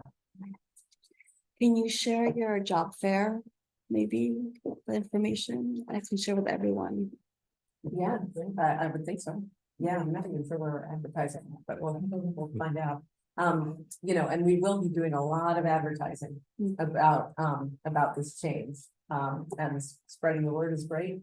And I don't know if this is addressing something someone said, but I do also want to say that, law enforcement has been really, really supportive of this, just across the board, that folks, in law enforcement want to respond to crimes and not to mental health emergencies. That's what we hear over and over again. And so in that way, we really have everyone's support and think that, as Wendy was describing, it's a very good collaborative relationship, so. And we'll let you know if anything else comes up that we think of, but we're just glad that you guys are here and we're thankful to be able to come and speak on this and we've been happy to work with law enforcement and be partners with them and citizen, like it's been a good relationship of kind of us kind of pulling together and helping do what we can to help support. I mean, the goal is to keep people safe and help them through one of the hardest days that they'll have, which is having to make that phone call and say, I need help. And nobody wants to do that. And if we can show up with wants and support and knowledge and how to actually help that situation in the most appropriate way, that's what we want to do. And so I'm very happy that we're going to be able to do that on a larger scale. And we have to support the state with more freedom and flexibility in how to do that. And we have the support of the county and the sheriff's department and the different law enforcement jurisdictions in doing that too. So we have the partnerships and we have the knowledge. We just need the people. So we just need staff right now. Yeah, that's what we really need. So if you can get us some staff. We'll help spread the word.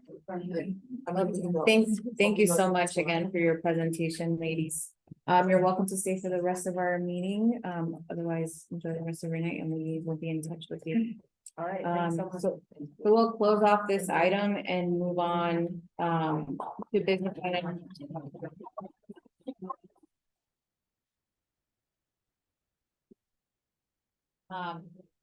We'll move on to business item B, discussion and possible action to establish an ad hoc on evictions. And this is one that council member Lemus had reminded us to put on an agenda.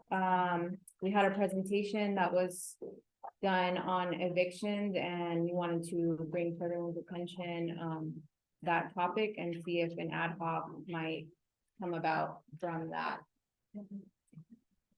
subject matter. And I know we have a lot of work that we're doing right now, so we can table it for next time. Did you want? I think we should take it also into consideration the work plan, and we will be having another strategic planning session, right?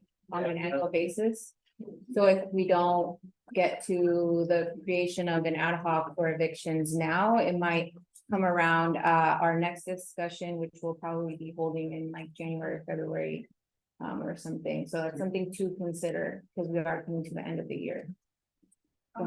Maybe I should do this, but I don't even know what all the ad hocs are. And so it would be, They're listed under item 9. Oh, okay. So Yeah. that's what they all are. And then there's also committees, right? There's ad hocs and then.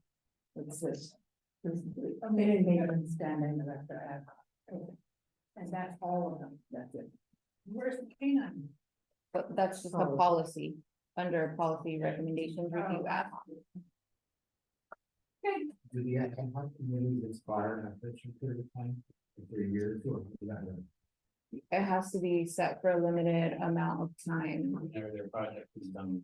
Yeah. These all have specific projects. It's like creating. Yes.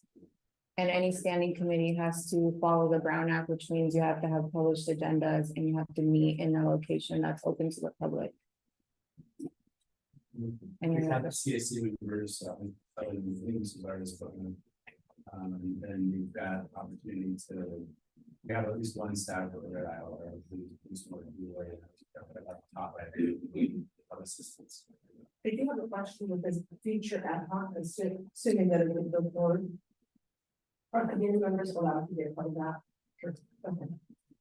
And I will say just, recently in my work with legal aid, spoke with with the individual who was evicted. And I think I've actually come across a couple of situations where, one person had a good experience and another person said, they were screaming at me and they, she said that she would run house. I don't know if it's true. But I think definitely this is an area that it's a very sensitive area for a person to be evicted, right? It's a crisis. And, definitely we need a lot of sensitivity in this situation. Yeah, but I definitely want to keep this table. I know I'm involved. I'm part of another ad hoc and once I work. It's fine. When we finish up there, I will be considering evictions. okay, we definitely will. Everybody else interested in evictions? Okay, so we do have two people. I mean, if you think that that's something that we can add to the CAC kind of work plan. And both of you are willing to meet and start discussions on that. There shouldn't be an issue with that, right? And that might be the first thing because I want to talk about is how we have these things. So we have to be we start January. Yeah. Yeah, And I can feel like it's the comparison with 100 staff and sort of relay and a little bit about this excited that the systems we might have to task. Oh, yeah, you can do a little research. You have to say something right or whenever the reason. That'd be great. Is there a specific protocol to go through that you have community members to serve on?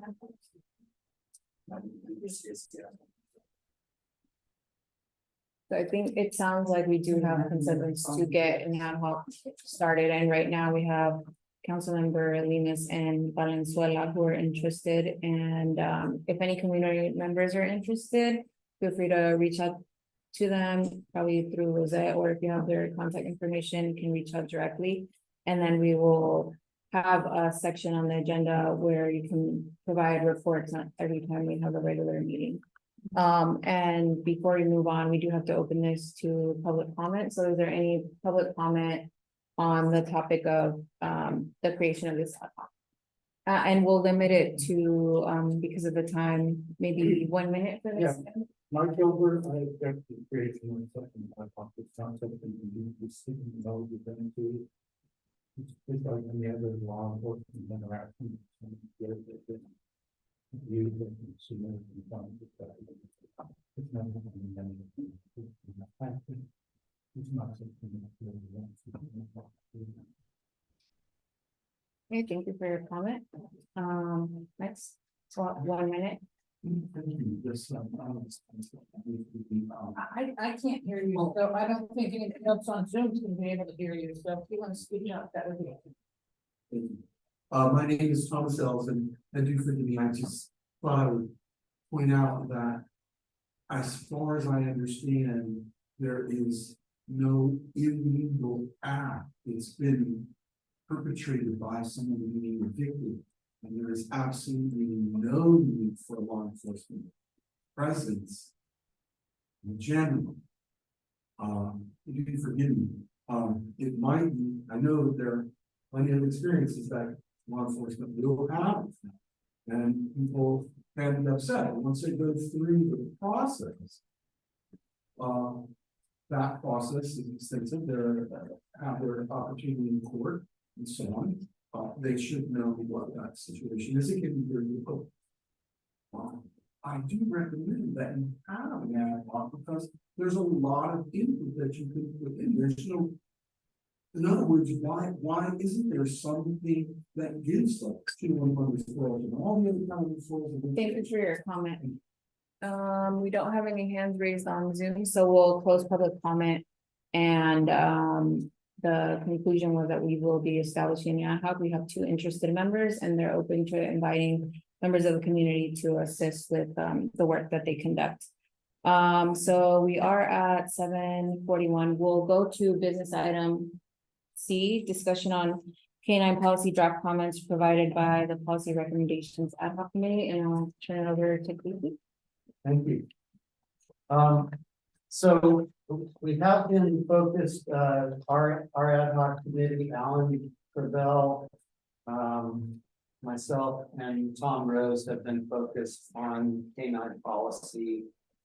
We've met a couple of times, I think, since the last time we met here. We have been gathering information, Sean has helped us with some K-9 information from the sheriff's office. We've gotten some information regarding claims and litigation regarding law enforcement K-9 activity.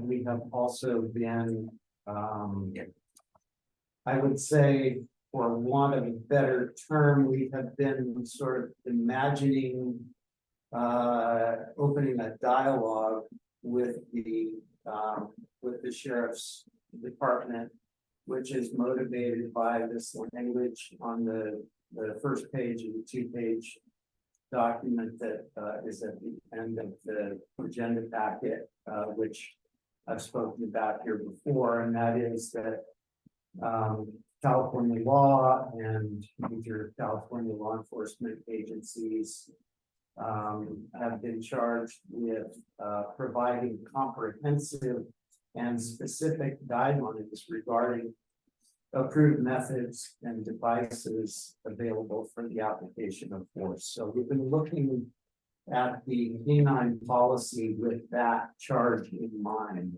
comprehensive and specific guidelines, and have begun the process of developing an approach to a discussion, let's say, with the sheriff's department. And I don't have any desire, unless others on the committee wish to, I don't have any desire to go through the details of what's on these pages, although I'm happy to.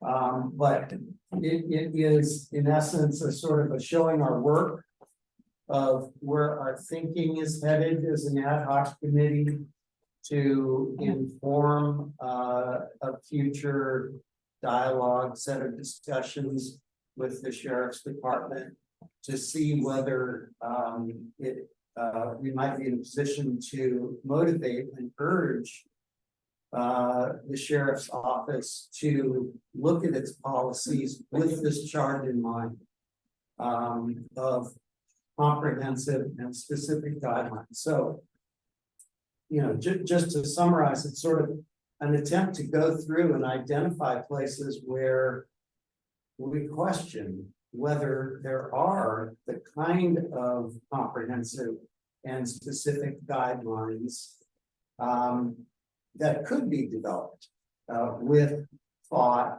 with analysis, by reference to what's going on in other jurisdictions and the like. And so, you know, this is just a way of sort of capturing what we sort of perceive to be like potential talking points for future. And that is really the reason why, and the ad hoc decided it'd be a good idea to kind of show our work. Let the group know this is the general direction that we're heading. Yeah, that's sort of a summary of where we are. Happy to talk about any questions, comments, whatever. Thank you. Not actually, no action, I can, no. Okay, so in the future, the business section of the agendas are for action or like discussion, or if you need any feedback or anything from members of the CAC.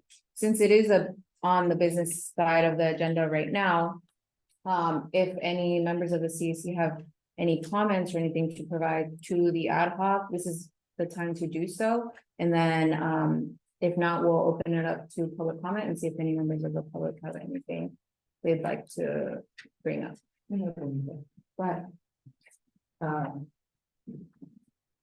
in looking at what you've seen from the sheriff's outside evaluator, hopefully not in better term, are you seeing that the recommendations that are being made to the sheriff's department do meet these comprehensive and specific guidelines? So I received that document yesterday afternoon, so it's way too early for me to comment. That's an extensive document. It's north of 50 pages long, I believe.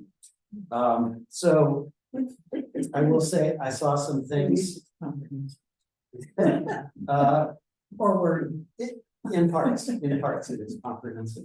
I saw some things that I thought would be very useful, and that this group here may be in a position to urge for adoption.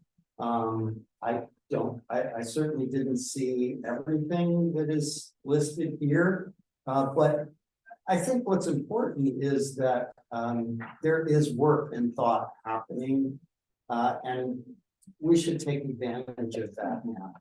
While the ball is in the air, you know, let's be thoughtful. Let's urge the kind of change that is going to provide better guidance for deputies in the field when they have to make crunch time decisions.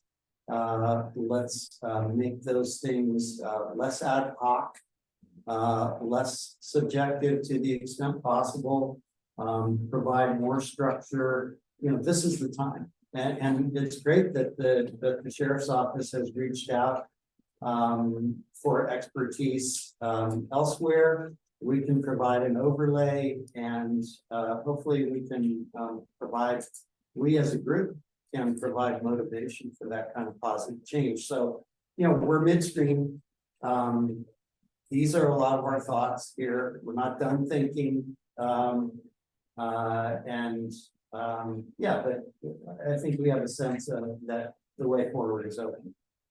Thank you. Do any members of the public have any, okay, in the essence type, and because it is an important topic, we'll do a 2-minute public comment for this item. And so, go ahead, Jim. My comment is a process comment. I want to appreciate that you have brought this here as a business item for people to feed into. Very much, CAC 1.0 always did that when they were working on a recommendation. So there was always a lot of feedback. It didn't come for the first time for a discussion when it was finalized looking for a vote. That only happened after Carlene Navarro appointed her own CAC members, and we got 2.0. And with the advent of Director Alden, now community members are invited to once again participate in an ad hoc. And that's the only way, unless it gets brought as a business item for discussion, for people to have input on these things before they're finalized. So I want to support this concept of occasionally coming and showing your work before the final recommendation is ready to be presented as a baked cake. Thank you. Thank you. Okay. Susan, did you have? No, I was sorry. Yeah, Michael Hilbert, I want to say the recommendation should be as clear as possible with respect to the post of the extension problems before. And for example, I read that report with respect to the contact in the first section before. Now, it was confusing and disturbing and. Thinking about how we're going to do a lot of policy in that situation. In that circumstance, we thought that, we may be armed and our records need to be used, like splitting on with a belly full of death beat. And then I heard some claim that we said something that was along the lines of the sovereign citizen type statement. And I just thought, I'm not imagine us being intelligent. We should keep in mind often law enforcement reports are falsified or embellished or slanted in order to justify the sort of point of view. So we should keep that in mind at all. When there's a report relates to a certain incident that is it even credible or relevant? Is the way it's written suggests that the problem is relevant. Okay, thank you. Go ahead, Margaret. I just would like to say a great, framework. And I do think that, like, reading the earlier report on all of the canine issues, there's an issue with the dogs not actually being, when they were saying to stop, they don't stop. And this is a common problem if you look at all of these reports. So there needs to be something about disqualifying when they don't retreat, they don't stop when they're supposed to stop, when they're given command to stop. Because, there's a term in law enforcement called shoe time, and that's reward for dogs. And I read that and I think, I don't know whether that's the case in this situation, but I do think that there needs to be some kind of an evaluation standard to say a dog is qualified to be a dog, if you're going to allow bites, which honestly, I don't think we need to do. But if bites are going to be part of the program, we need to have a way to say dogs can't do that. Thank you. Go ahead. Right, my name is Tom Sells again, thank you. I think, not my experience, I have a lot of experience. And, dogs are responding to their, handling their control. They're intimately receptive to that. 100%. That's their master, that's their God. He feeds them, keeps them alive, does everything. And it's for that dog, that handler is incredibly good. He's everything. And that's the way the dogs have been inculcated into society for thousands and thousands, tens of thousands of years. That's why they're not wolves, right? Because they're malleable. And they're fantastic. And they're wonderful. Ads and working dogs and all. So it's very important to understand what the motivation of that are. So I understand the other individual who was responding had to jump on the dog because the dog actually did not give the command for the dog to stop on the chew time. The other person had to actually jump on the dog. If I'm talking on the scene, then there certainly was an event in this character.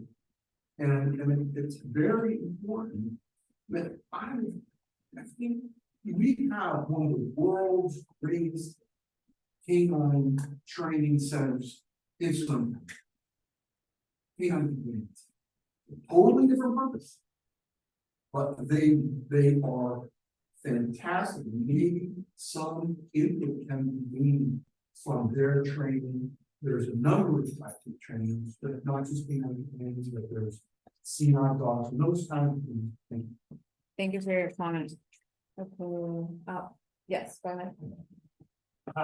This is a weird spot to be because I'm on this committee and I'm also just a regular member of the committee. And so it gives me the opportunity to sort of sandwich what David was talking about. I think what the rest of the community is that. I promise it's not intentional. I just wanted to hear what everybody else had to say, as far as what the state and the And many of you did. And I want to thank you all for kind of underscoring a lot of the work, which for me is really hard, by the way. Thinking is tough for me to do. So I'm really grateful to the other members of the ad hoc for coming together and really speaking with a lot of specificity to things that I don't know very much about.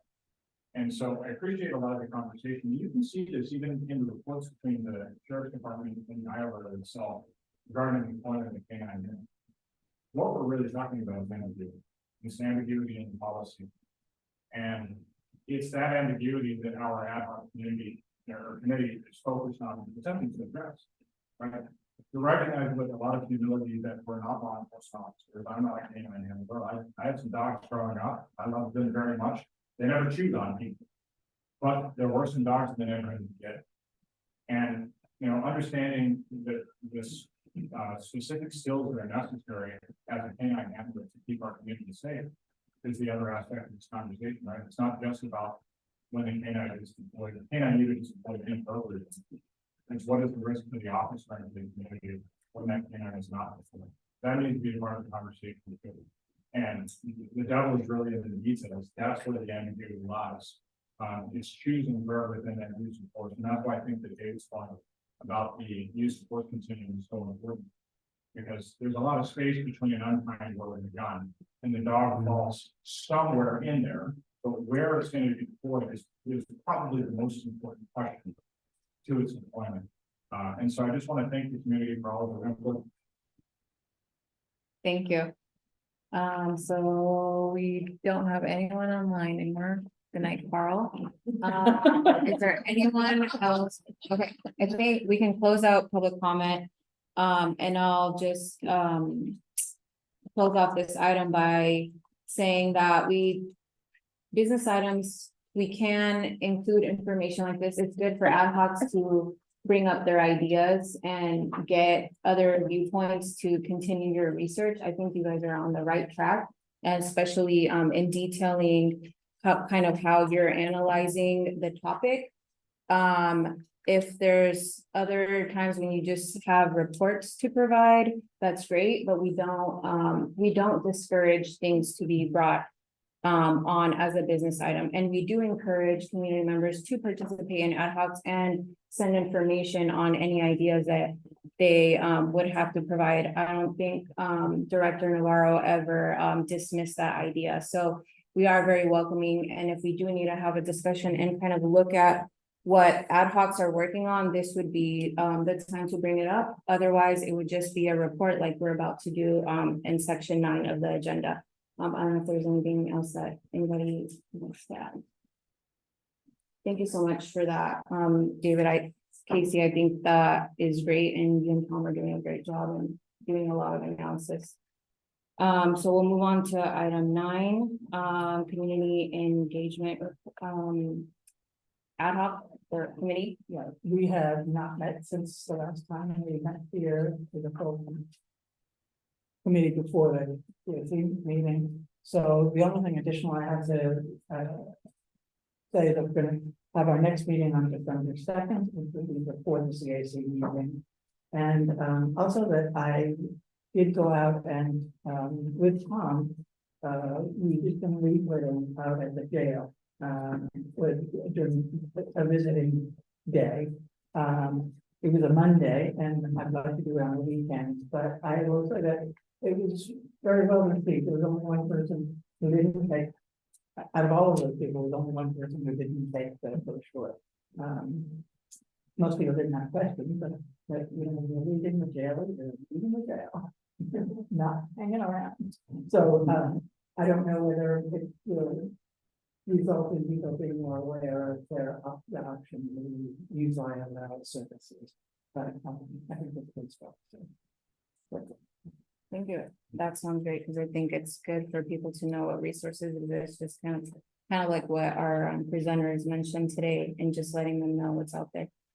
For the RIPA ad hoc, none of my colleagues are here, but we did submit. We went over some questions. We sent them to Sean, and he did say he will be providing us with responses, and then we'll be going over that information and comparing it to the data that we have analyzed for what was reported, to the Department of Justice. Recruitment and hiring practices. The only thing, we're gonna meet. Esther and I are gonna. Soon, right? Right, we're gonna meet at the next meeting with Jen to make a date for next week. Okay. Yeah, so we are behind in our work, I apologize. And then the policy recommendation review. Nothing to add. Nothing to add, okay, thank you. So we'll move on to item 10, open time for public comment. This section is intended for items not appearing on the agenda, but within the subject matter jurisdiction of the CAC. Please, we haven't been taking public comment on the report, go ahead. I don't think so, it's just report outs, oral reports only. But if you have any comments to provide, you can send them directly to the members of the ad hocs or through Lizette and she'll send them over to us. For open time for public comment, please state your name, who you represent, and comments will be limited to, we'll do 1 minute, since it's already a late hour. Is there anyone from the public who has any comments for the CAC?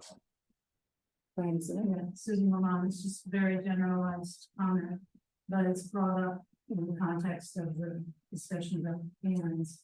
And that is that the notion that one must obey a law enforcement officer means that you don't have any civil rights. It means you are not free to act as an individual.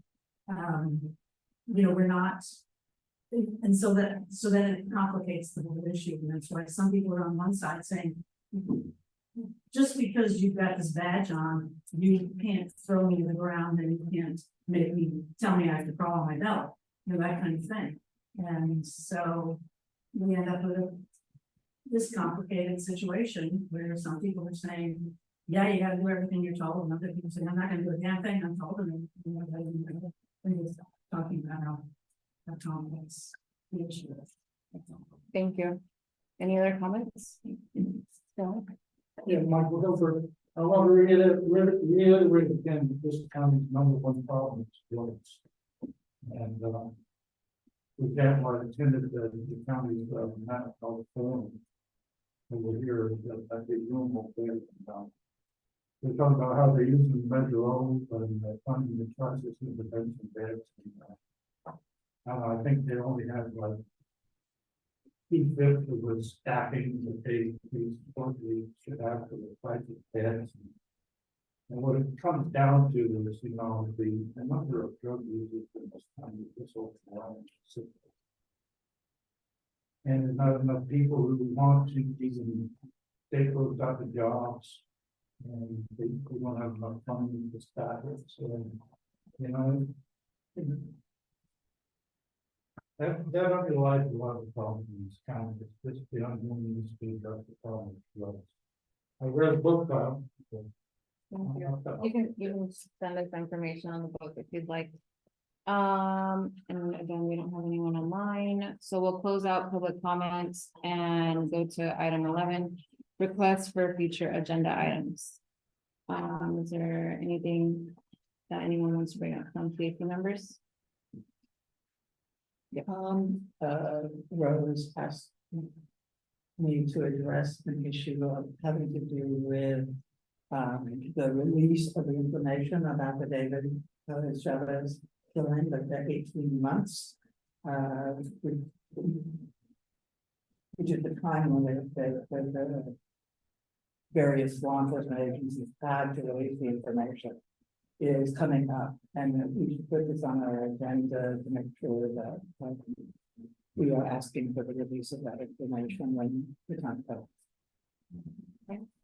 Thank you. I actually have a Yeah. question, I don't know exactly where this comment would go, or the question, but I would actually love to see a recommendation for ongoing training, CIT training, which is exactly what, the training we discussed today.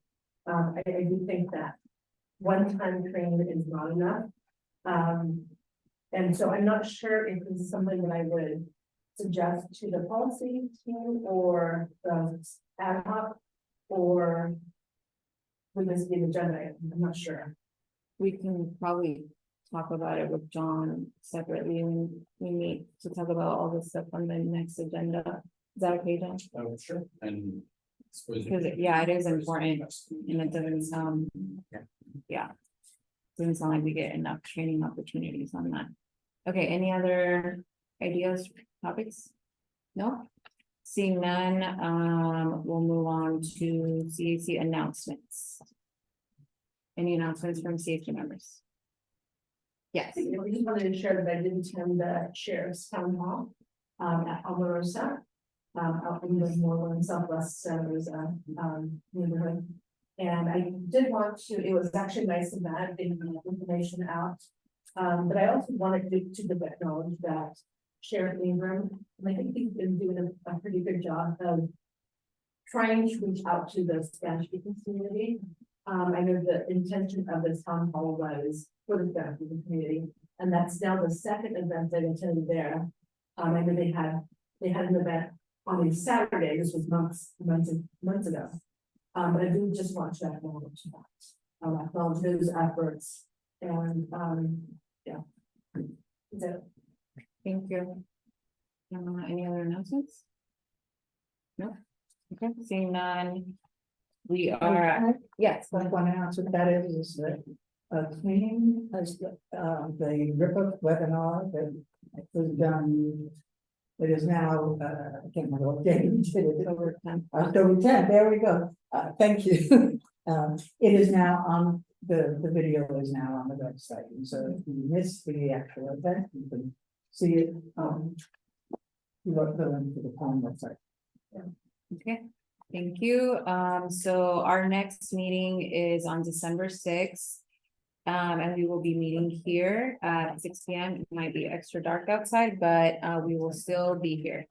And that ends our meeting. We are adjourned at 8:07 p.m. Thank you everyone for joining us tonight.